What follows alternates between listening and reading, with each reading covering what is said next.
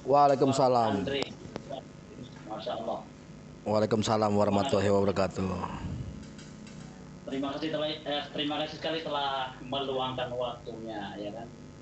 Ya, makasih. Makasih banyak Bang udah atas Iya, undangannya. saya penasaran dari beberapa tahun yang lalu lah, setahun atau 2 tahun ya, Eh, saya mualaf 2 ya, tahun.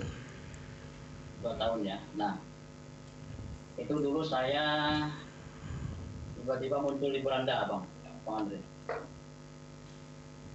Itu waktu itu Bang Andre masih masih kurus itu kayaknya ya.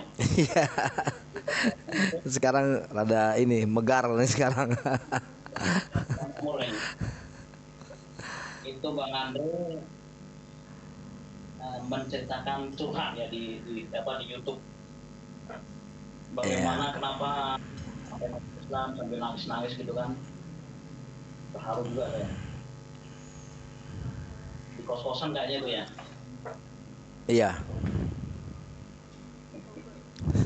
Nah, setelah itulah saya subscribe channelnya itu, channel Bang Andre itu. Oh, saya ngikutin terus sampai, memang saya jarang komen, nggak pernah komen saya, jarang jarang komen. Kalau Bang Andre mana pacarnya, bahkan debat pun saya nonton.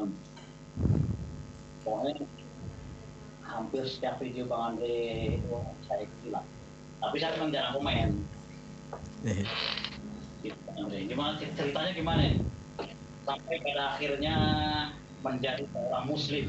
Nah ini kan, mungkin sahabat sekalian yang dari seluruh dunia ya, karena saya tengok apa yang nonton di channel ini itu ada di Indonesia, Malaysia, Thailand, Brunei, Arab Saudi gitu kan.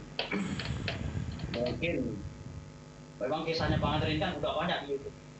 Di YouTube ini juga ada kan.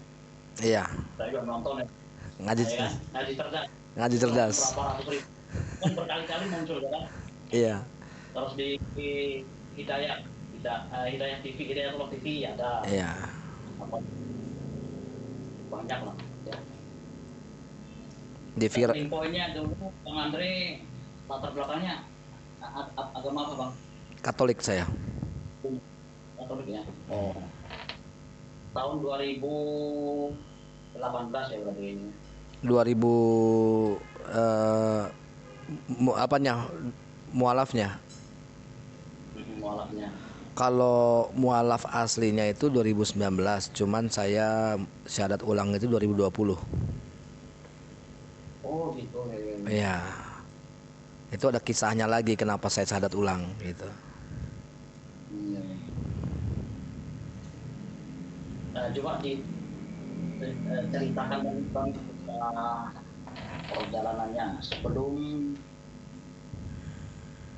masuk Islam ya, dahulunya bagaimana pandangan-pandangannya terhadap Islam, kemudian pernah nggak terpikir bahwa di kemudian hari akan menjadi seorang Muslim gitu sampai saat ini, misalnya bagaimana tuh? Iya, dari tahun 2000, sebenarnya dari tahun 2017 ya. Dari tahun 2017 tuh sebenarnya saya lagi apa ya? Sebenarnya tepatnya sih kejadiannya itu pada saat adanya apa namanya pemboman-pemboman di eh, Jakarta itu loh ya, pemboman yang ada di hotel, di gereja. Jadi kayak kayak apa ya, kayak benci banget gitu loh, kayak benci banget, nggak suka gitu loh. Dan kebetulan oknumnya itu adalah umat Muslim kan gitu. Jadi sudah kayak kayak sudah terpatri pertama. Nah, eh, saya mulai tuh gencar di Facebook ya kan. Belum di YouTube waktu itu, belum belum. Nah, di Facebook saya gencar-gencar. Kalau nggak salah saya pertama kali ketemu Ustadz Sugi Kristolog tuh di situ di Facebook. Saya belum kenal pada saat itu dan kebetulan saya membenci beliau gitu dulu tuh. Ustadz Sugi itu. Dan saya apa namanya menghina beliau dan menghina Islam begini dan di YouTube nggak taunya ada saya pakai akun palsu gitu ya, saya komenin segala macam ini tuh ya akhirnya saya tuh kayak membedah sendiri gitu loh antara Alkitab dengan Al-Quran. Dengan apa yang saya dengar, saya bedah lagi. Sebenarnya saya sudah ngerasain pada tahun 2018 itu, ini ada yang aneh nih, ada sesuatu yang ganjal buat saya. Cuman karena prinsip saya adalah saya seorang Katolik dan saya harus membenarkan agama saya dulu nih. Saya yakin agama saya paling benar. 2018 2019 itu saya sempat datang ke gereja saya di Santo Yohanes di mana ya, Melawai, Blok B. Ya, itu paroki saya di situ. Saya tanya pertama tuh sulit sekali untuk ketemu sama Romo gitu. Cuman saya bilang saya butuh waktu sedikit aja 5-10 menit dan akhirnya saya dikasih untuk bicara dan akhirnya saya cuma hanya menanyakan beberapa pertanyaan aja ke beliau. Tapi ibaratnya jawabannya itu tidak mampu untuk membuat saya puas. Nggak lama setelah itu saya masih balik lagi 2 kali. Saya cuma itu aja gitu kan. Terus saya ibarat udahlah nggak usah terlalu banyak tanya. Kamu jalankan sesuai dengan apa yang kamu jalankan sekarang. Saya cuma minta 2 pertanyaan, jika tidak dijawab saya akan pindah agama, saya bilang begitu. Itu istilahnya cuma ancaman ngebluffing doang sebenarnya ya. Apa namanya? Kayak ini doang gitu. Nggak ada niat masuk Islam tuh nggak ada. Jadi tidak ada pengaruh atau yang dipengaruhi atau kenapa atau karena mimpi atau nggak ada sama sekali, bukan. Nggak ada urusan kayak gitu-gitu. Jadi saya benar-benar murni atas gejolak dari pikiran saya sendiri. Nah pada saat itu saya cuma menanyakan 2 aja pertanyaan, tapi beliau nggak mau mengatakan hal itu dan saya bilang kalau tidak menjawab saya akan pindah agama. Dan beliau mengatakan ya gereja tidak akan kehilangan dombanya. Pasti engkau akan kembali lagi jika engkau menemukan jalan nantinya, pasti akan kembali lagi karena Kristen atau Katolik tidak akan kehilangan dombanya atau Yesus tidak akan kehilangan dombanya gitu. Saya nekat tuh karena saya kayak dilepas begitu aja, terserah ya udah deh gitu. Nah saya mualaf lah. Nah itu di KUA kalau nggak salah. Saya datengin KUA. Saya mualaf. Lalu saya tidak pernah pada saat itu, saya cuma ngasih tahu ini saya sudah mualaf ya gitu. Cuman itu bulan Juli 2019. Tapi dari pertama saya mualaf itu saya tidak pernah menjalankan syariat Islamnya. Saya tidak pernah sholat, saya tidak pernah apa segala macam.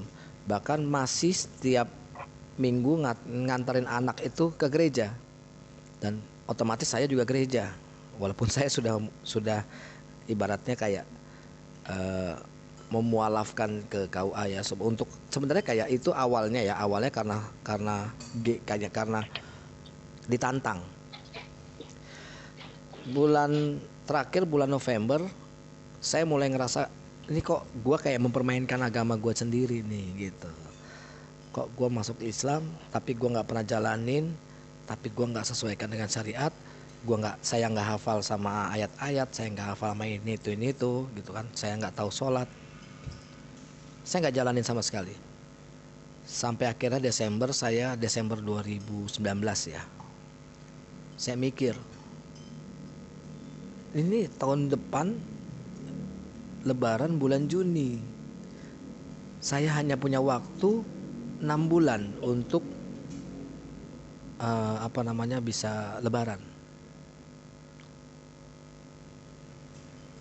dan saya belum bisa sholat pada saat itu. Di situ saya ngomong sama anak saya kalau saya itu mualaf karena begini gitu kan. Dan akhirnya kaget, semuanya kaget, dan ya mulailah jaga jarak, atau akhirnya saya diusir atau saya disuruh pergi sama mertua semuanya segala macam, sampai akhirnya bulan Desember tuh ya saya masih bekerja pada saat itu. Nah, eh, apa ya, saya udah nggak, sebenarnya udah diusirnya itu dari bulan Desember sebenarnya. Terus saya pergi, saya mikir saya sudah mencoreng nama Islam nih istilahnya. Saya bukan Islam kemarin hanya perkataan saya aja nih Islam, tapi saya masih kerap kali, saya masih gereja dan saya masih menjalani ritual Natal pada saat itu. Jadi Januari di daerah Masjid Cilincing saya syahadat ulang. Saya syahadat ulang. Terus saya meyakinkan kali ini saya harus benar-benar Islam. Kenapa saya syahadat? Tadinya saya mikir apa gue balik lagi ya ke Katolik gitu kan. Tapi di situ masih ada kebimbangan buat saya, dan akhirnya kenapa kok di hati saya kok dengerin azan segala macem kok nyaman gitu loh. Dulu pertama dengar azan tuh kayak apa ya, aduh berisik gitu loh. Tapi pada saat bulan November Desember itu kayak kok nyaman banget gitu dengerin azan, kok kayak jadi kayak ada rindu pada saat kayak nungguin azan. Ini belum sholat nih bang, bulan Desember ini belum sholat, belum pernah. Jadi cuma dengerin azan doang kok nikmat. Akhirnya karena saking takutnya saya untuk sholat, karena saya nggak bisa, saya memberanikan diri pada saat itu. Saya bilang saya belum bisa apa-apa Ustadz, saya mau syahadat ulang. Dan akhirnya dibuatlah syahadat ulang, dan saya meyakinkan diri saya pada saat itu Januari saya mualaf, benar-benar Islam. Mulai dari situlah saya belajar sholat segala macam, belajar ayat pendek ya kan, ya sebagian dibimbing sama ustadz juga. Nah dilalah bulan Februari itu awal-awal Februari Maret ya, awal-awal pandemik kalau nggak salah, ada namanya pengurangan pegawai. Saya dipecat, saya udah nggak punya apa-apa tuh, saya udah tinggal sendiri, saya udah ngekos sendiri tuh. Akhirnya saya nggak bisa bayar kosan karena saya nggak punya uang segala macam, habis-habisan, dan akhirnya saya luntang-lantung tuh. Yang saya punya hanya handphone, karena handphone saya nggak mau namanya untuk lepas komunikasi sama anak saya. Anak saya 2, yang satu sekarang sudah SMA ya. Gimana sih rindunya kalau tidak ketemu sama anak, ya kan? Itu semua apa namanya hanya karena sebuah keadaan saya begini. Terpukul, sangat terpukul. Hah? Sempat berdiskusi nggak dengan keluarga gitu Gimana bang? sebelum masuk Islam? Ketika mau masuk Islam itu sempat berdiskusi nggak Enggak, dengan keluarga? enggak ada. Enggak ada. Iya, jadi waktu itu kan yang pertama itu karena tantangan ya. Pertama itu karena tantangan, ditantang gitu loh. Kayak gue nggak puas sama jawabannya nih gitu. Nah itu tapi pada saat November ulang tahun anak saya yang kedua, nah itu saya baru ngomong di situ bahwa saya pindah agama, dan itu cukup kaget lah mereka kaget dan marah, dan banyak asumsi bahwa saya karena orang lain lah, atau karena perempuan lah, karena inilah gitu. Jadi akhirnya saya diceraikan, dan Januari ini saya nggak ngomong sama siapa-siapa, saya cuma minta syahadat ulang, dan akhirnya saya syahadat ulang. Alhamdulillah dijalani, dan pada saat itu ya saya coba menjalani syariat ya, saya coba bisa sholat, dan saya belajar sholat, dan saya baca-baca ayat-ayat pendek segala macam. Nah ya alhamdulillah dikasih kelancaran sama Allah, sampai saya benar-benar kayak apa ya, awalnya tuh rasa takut ya bang ya untuk pergi ke masjid, cuman saya nekat pengen tahu, oh caranya begini begini begini begini gitu. Terus karena hal baru buat saya mungkin, kok jadi kayak ada ketertarikan untuk baca Al-Quran surat pendek. Karena di situ saya udah nggak punya siapa, udah nggak punya apa-apa itu bang. Saya nggak punya apa-apa, saya nggak punya duit, nggak punya apa-apa. Saya serahkan aja deh sama Allah, gimana gitu. Walaupun di situ kondisi saya itu jadi kuli pasir, terus ya mulung segala macam. Tapi saya jalanin aja terus. Pernah juga Hmm? biasa itu, pernah mulung juga. Iya pernah. Itu botol aqua kita geprek-geprek tuh, ya kan, supaya yang penting bisa makan. Ya itu karena saya mikir gini, udah ini udah pilihan saya. Saya orangnya bukan karena ini, wah Andre udah begini-begini, enggak juga gitu. Apa namanya, pengen cari sensasi di YouTube, enggak. Saya bahkan di YouTube itu saya bikin sebenarnya untuk memberitahukan kebenaran tentang saya masuk Islam ke anak saya. Kebenaran masuk Islam ke anak saya itu kan, kalau zamannya di WA itu kan kalau kita bikin video kepanjangan, jadi nggak nyampe ke WA. Jadi saya bikin di YouTube supaya bisa apa namanya, bisa saya ambil linknya, saya kasih tuh tonton teh tuh gitu. Itu kayak ngerasa terpukul, bagaimana sih bang, udah berapa lama, hampir berapa bulan, 8 bulanan gitu saya nggak sama anak saya kan begitu. Nah di situ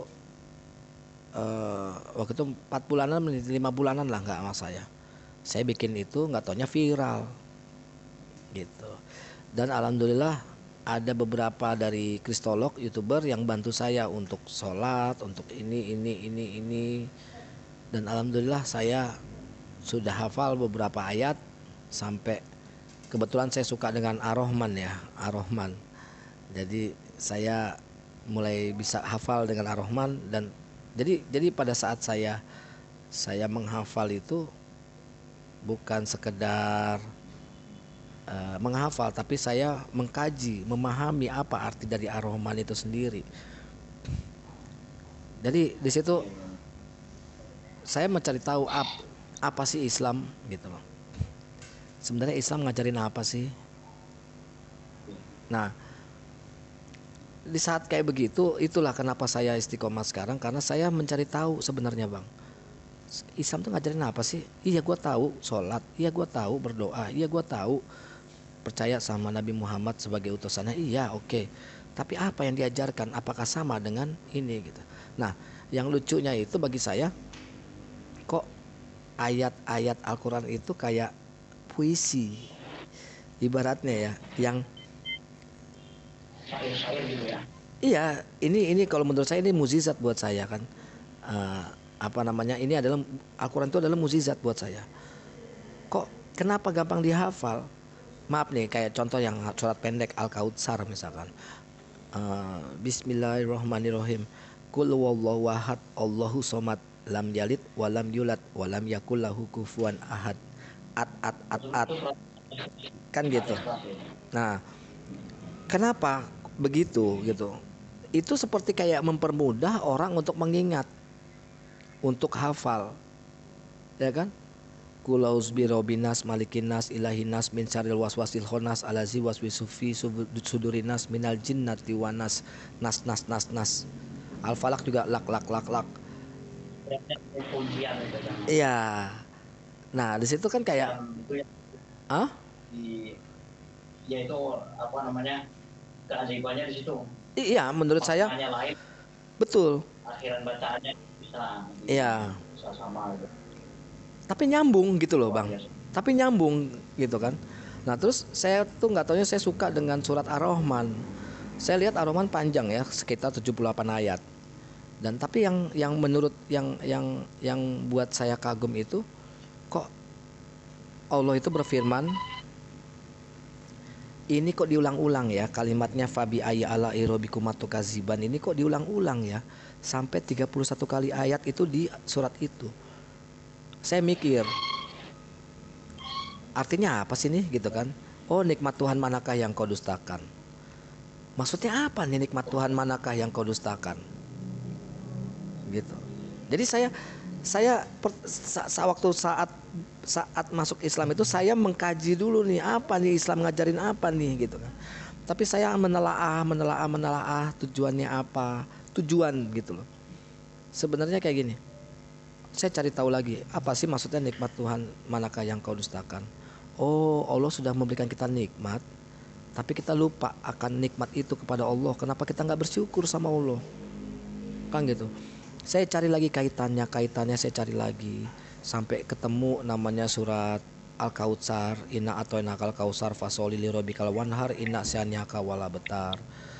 Terus akhirnya saya apa lupa ya, jadi saya coba cari lagi, akhirnya nyambung, saya baca di surat Ibrahim ayat 7 ya, kalau nggak salah isinya wa izana rabbukum la in sakartum la azidanukum wala in kafartum inna azabi lasadid. Nah, saya ngelihat kok dari artinya bahwa jika engkau bersyukur kepada Allah apa yang Allah berikan nikmat kepadamu, maka Allah akan menambahkan nikmat itu. Dan jika engkau mengingkarinya atau tidak bersyukur kepada Allah atas nikmat yang diberikan sama Allah, maka Allah akan memberikan azab yang lebih pedih. Oh, jadi Islam itu ngajarinnya itu bersyukur sebenarnya. Jadi saya memahami hal itu dari hal kecil dulu, Bang. Jadi saya menghafal ayat-ayat itu sambil memahami. Jadi nggak hanya sekedar menghafal. Bre, lu udah bisa ini nih. Belum sempurna saya membaca Al-Quran, tapi saya coba memahami dulu isi Al-Quran ini, karena kalau tahunya tuh dari isi per isi itu saling berkaitan. Begitu juga Al-Fatihah saling berkaitan dengan ayat-ayat lain. Lucunya tuh kok bisa nyambung ya, kok ini bisa nyambung begini, kok ini bisa nyambung begini gitu. Makanya itu kenapa kok gampang sekali dihafal Al-Quran itu, mudah gitu loh. Dalam arti kalau kita senang sama bacanya, senang sama pengen mengkajinya. Nah di situ alhamdulillah saya kalau dari mendengar itu udah, dengan hanya mendengarkan secara terus menerus udah bisa hafal sebetulnya. Iya betul, tapi saya nggak puas kalau tidak memahami. Jadi saya memahami dulu artinya apa sini, kayak kok setiap pas lagi mau kurban gitu, setiap masjid doanya pakai Al-Kautsar, inna a'toinakal kausar fasoli lirobikal wanhar inna syaniaka wala betar. Nah di situ kan kalau saya cari tahu artinya apa. Oh, inna a'toinakal kausar, jika Allah itu sudah memberikan nikmat kepadamu, fasoli lirobikal wanhar, jadi Allah cuma minta lu bersolat dan berkurban, ya kan.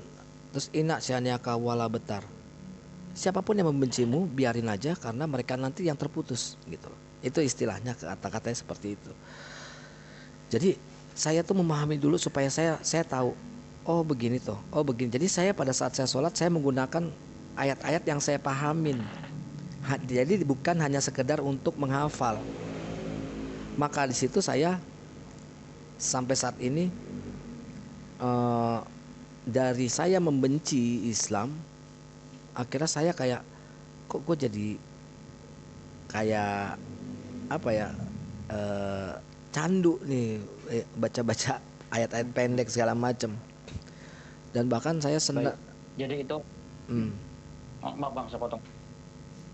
Itu ketika sudah sekarang ya udah menjalankan Islam, udah berislam gitu kan. Iya. Nah kalau kita balik back lagi ke sebelum berislam nih, apa kira-kira turning point-nya ya, poin utama kenapa sampai di agama sebelumnya itu istilahnya benar-benar goncang gitulah, sampai harus berubah total ya kan, berjuang dari bawah istilahnya kan, dari kehidupan yang nyaman, ada keluarga, sampai hijrah meninggalkan keluarga dan hidup susah. Ini luar biasa ini. Tidak semua orang mampu untuk berbuat seperti ini.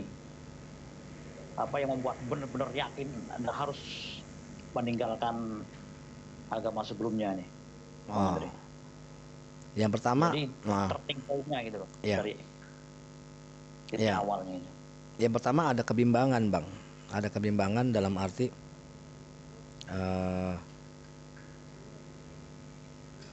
apa ya, kayak bukan saya nggak ngerti sama isi dari Alkitab itu sendiri, tapi ada beberapa ayat yang ada di Bible itu sendiri, tapi umat Islam yang jalanin. Makanya saya mikir, saya berpikir, ini kok kenapa umat Islam yang jalanin nih? Ada apa nih? Kenapa kita nggak nyadarin sampai 42 tahun saya nggak nyadarin hal itu? Dan itu makanya yang saya tanyakan kepada para romo, pendeta, frater, bruder, apapun segala macam yang berkaitan dengan agama, tokoh-tokoh agama, saya tanyakan dan jawabannya tidak ada yang memuaskan buat saya. Dan itu ada rasa ketakutan buat saya. Apakah saya benar melakukan ini? Sampai saya baca-baca lagi Bible segala macam. Bahkan saya ngelihat dari isi Al-Quran itu sendiri, loh kok di sini di Al-Quran bilang Yesus nggak disalib. Di Alkitab Yesus disalib, misalkan begitu, contohnya kayak begitu kan. Ya karena beda Isa, ini beda Yesus. Tapi saya mikir nggak mungkin beda Yesus, karena ibunya juga Maria, ini Maryam, ini Yusuf, ini Yosef. Ini maksudnya apa nih gitu kan. Jadi saya cari tahu begitu, nggak taunya bahwa sebenarnya umat Islam bukan bilang disalibkan, tapi dia lebih memuliakan Yesus. Jadi Yesus itu bukan disalib, tapi diselamatkan, diangkat. Kan di situ kalau saya secara berpikir secara logika bahwa Islam itu sebenarnya malah mengangkat derajat Nabi Isa itu sendiri. Iya.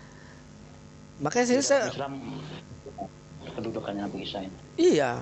Nah, di situ kan kenapa ini kok disiksa, dibiarkan, cerita itu dibiarkan, bahkan dijadiin simbol tempat terkutuknya Yesus tuh jadiin simbol gitu. Saya tanya-tanya lagi, saya baca lagi Nehemia 8 ayat 6, ya kan. Nehemia 8 ayat 6, nggak taunya isinya tentang tata cara bersolat.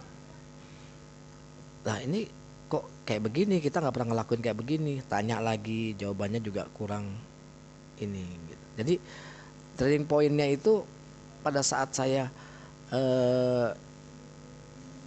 mulai berpikir, ada rasa takut, apa yang saya jalankan ini apakah benar atau tidak.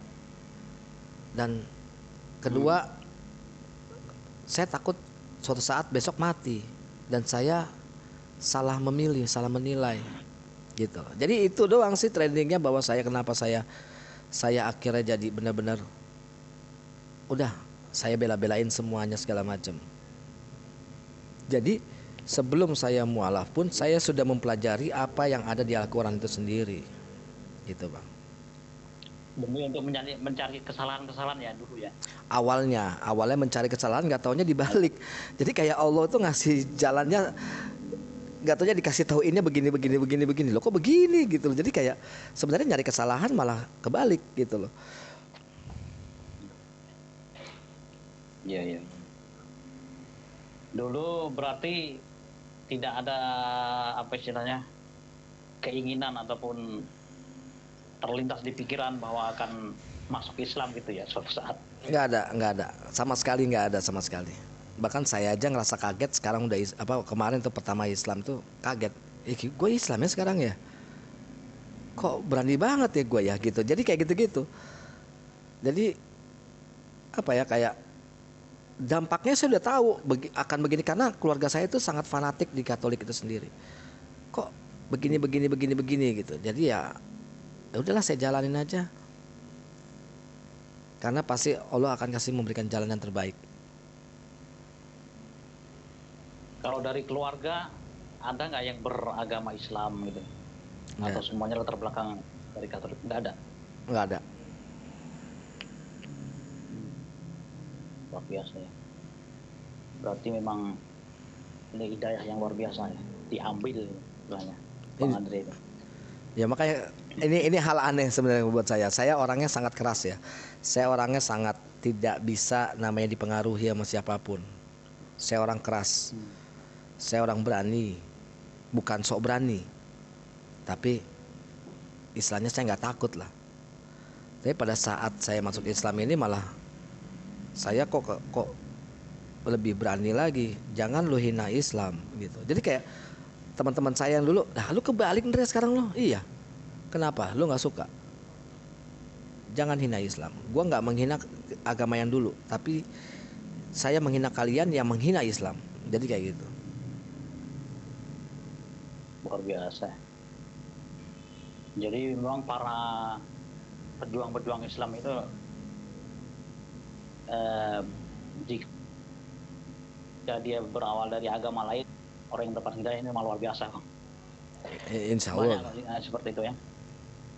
Iya. Insya Allah seperti itu ya. Insya Dari, Allah. karena dia merasakan di dalam sebuah kegelapan istilahnya kan gitu ya.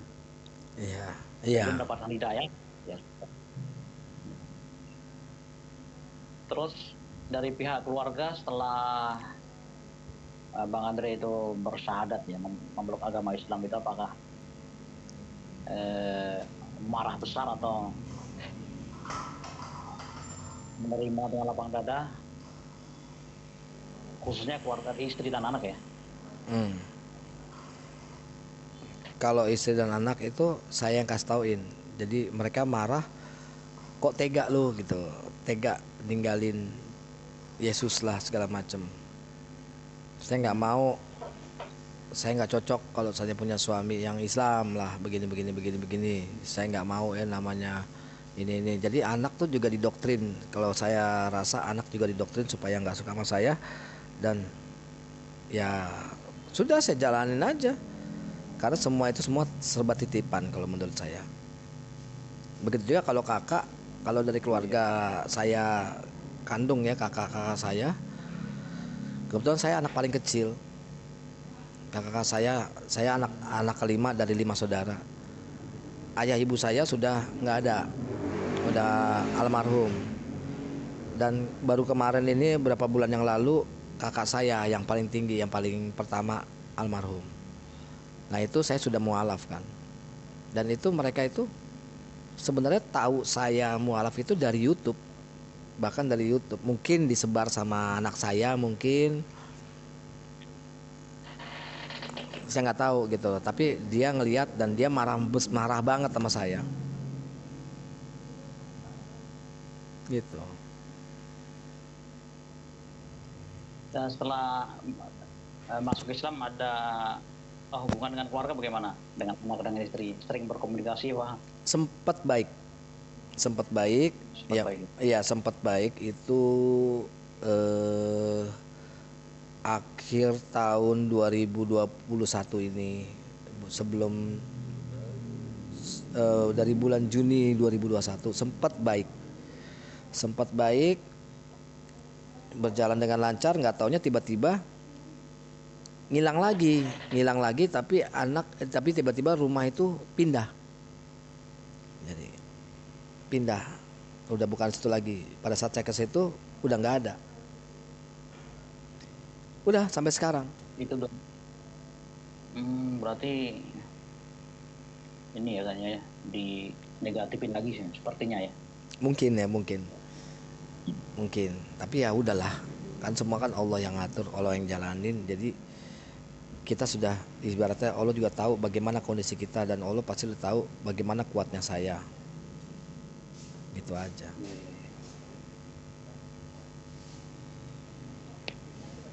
Sekarang tinggal di mana Bang Andre? Saya tinggal di Jatiwaringin, Pondok Gede. Dan saya di sini kayak gini Bang, ini bukan ngomongan apa ya, saya bukan ria, bukan apa, tapi silakan datang ke Jatiwaringin, silakan lihat. Beberapa viewer juga datang, sudah lihat segala macam. Di sini saya kan ngurusin anak yatim dan anak jalanan. Dan tujuan saya sebenarnya saya itu bukan maksud untuk kayak ini ya. Ya tadi saya bilang sedekah ya kan, eh, fasoli li robikal wanhar, ya kan. Allah cuma minta kita itu bersolat dan berkurban. Kalau kita nggak punya duit ya kita bersedekah lah. Nah, terus kalau kita kenapa mau ngurusin mereka itu, karena dulu saya pernah di jalanan, jadi saya tahu bagaimana rasanya pada saat kita nggak bisa makan, kita nggak punya tempat tinggal. Nah, di sini beberapa yang sudah saya mau urus, mereka bisa dapat penghasilan dari sini. Dan walaupun keadaan sepi segala macam, tapi kita jalanin aja, jalanin. Jangan ngerasa kecil hati kalau misalkan lagi kosong, lagi nggak laku, lagi sepi segala macam. Jangan kecil hati, karena semuanya itu Allah sudah atur. Ya di situ apa namanya, ini jalan kita tuh sudah sebenarnya Allah sudah atur gitu. Iya ya. Jadi nanti boleh disebutkan apa nomor rekeningnya ya Bang. Jadi siapa tahu sahabat sekalian yang menonton video ini ada yang tergerak hatinya ya, ada yang dermawan, kira-kira yang berkelebihan harta ya sahabat sekalian, para viewer, mari kita bantu perjuangan Bang Andre ini ya dalam berdakwah di Islam ya. Beliau juga memelihara merawat, Iya. mengurus anak jalanan, kemudian anak yatim juga ya. Iya. Nah, ini luar biasa ya, orang yang dahulunya bukan Islam tapi setelah mendapatkan hidayah, bersyahadat membela agama Islam, menjadi istilahnya yang sangat membantu bagi umat Islam. Karena kalau banyak sekali orang-orang yang murtad itu karena faktor ekonomi ya Bang ya. Kebanyakan sih. Kalau saya kebalik, karena saya dari yang punya jadi ini gitu. Ya itulah. Kalau memang rentan sekali kalau orang-orang yang jalanan yang kefakiran itu, kalau misionaris masuk diajak ke gereja, diangkut pakai truk itu yang di jalan-jalan itu kan udah dikasih duit, dikasih baju, itu gimana itu, murtad semua lah. Padahal mereka Islam gitu kan. Iya. Makanya di sini video saya itu saya membongkar Bible itu bukan untuk orang Kristen. Saya tidak pernah mau menghina orang Kristen atau Katolik, enggak. Jangan nonton video saya, jangan nonton YouTube saya pada saat saya sedang live atau saya memutar video saya. Jangan. Kenapa? Karena pembicaraan saya mengenai Bible itu untuk teman-teman Muslim supaya mereka paham. Karena Al-Quran itu adalah penyempurna Injil, Taurat, dan Zabur. Dan di situ kan kita memberikan sebuah edukasi kepada teman-teman Muslim yang nggak tahu isinya apa Bible itu sendiri. Jadi tujuannya untuk mencegah adanya upaya-upaya pemurtatan. Jadi mereka paham pada saat ada pemurtatan, oh gue tahu ayat ini, gue tahu ayat ini, gitu. Jadi tujuan saya itu. Kenapa? Yang mereka melakukan, para misionaris melakukan pemurtatan, saya tugasnya untuk mencegah adanya pemurtatan. Iya. Memang tapi mereka gagal ini. Misionaris ini saya lihat semakin bangkitnya umat ya, terutama di debat-debat kan. Iya. Kalau dulu mungkin debatnya, zaman dulu itu debat itu hanya di gedung itu kan resmi ya. Iya. Kan? Sekarang online. Iya. Sekarang di YouTube Iya. perlu pergi ke sana ke sini ya udah. Dan juga yang di lapangan juga banyak. Itu luar biasa, kita saling berkesinambungan lah. Saling berkaitan bahu-membahu ini supaya aksi-aksi pemurtadan dan pendangkalan akidah itu tidak berhasil. Kalau saya lihat polanya nih Bang ya, polanya ini mereka para orang-orang di luar sana yang bukan Islam itu dia berlindung di balik munafikin Bang. Iya. Orang-orang munafik. Jadi dia yang maju munafik, dia yang katanya identitasnya Islam, ya kan? Katanya mengakunya Islam, tapi dia justru menyerang ulama, menyerang Islam, ajaran Islam, sebagainya macam lah pokoknya. Secara terang-terangan lagi ya. Nah, ya terang-terangan, dan dia ini agak diangkat lah gitu. Tapi nah itu yang menjadi bumper lah, yang munafik ini maju, yang kafir kan di belakang itu. Iya. Nah itu dia, sekarang polanya seperti itu. Yang penting kita tahu aja lah,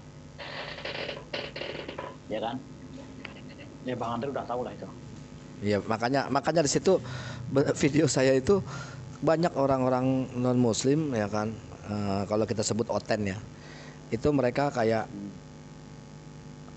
mualaf itu pembohong, mualaf itu nggak ngerti, mualaf itu tolol, bodoh, dungu, membohongi umat, membohongi ini segala macam. Saya tanya, oke, bohongnya yang mana, di mana, ya kan? Pasti jawabannya mereka, ya bohong. Ya apa, di mana, yang mana? Pokoknya bohong. Yang mana dong? Kalau lu bisa mengatakan saya bohong, apa, di mana, yang mana? Ya kan? Ya itu, lu kan nggak anggap Yesus Tuhan, itu bohong lu. Menurut lu, kalau menurut gua mempertanyakan, kan begitu. Jadi mereka itu mempertahankan, dan mereka itu coba mau merusak jati dirinya para mualaf. Bagaimana caranya? Yaitu untuk membuat pendakalan akidah itu sendiri, yang namanya supaya dianggap bahwa mualaf itu sebenarnya nggak ngerti, salah penerapannya dengan Alkitab segala macam, salah begini-begini. Ya oke, gue tanya nggak dijawab. Kadang begitu Bang. Pada saat kita tanya, oke, kamu nggak anggap saya nggak ngerti Alkitab, oke, anggap saya nggak ngerti Alkitab.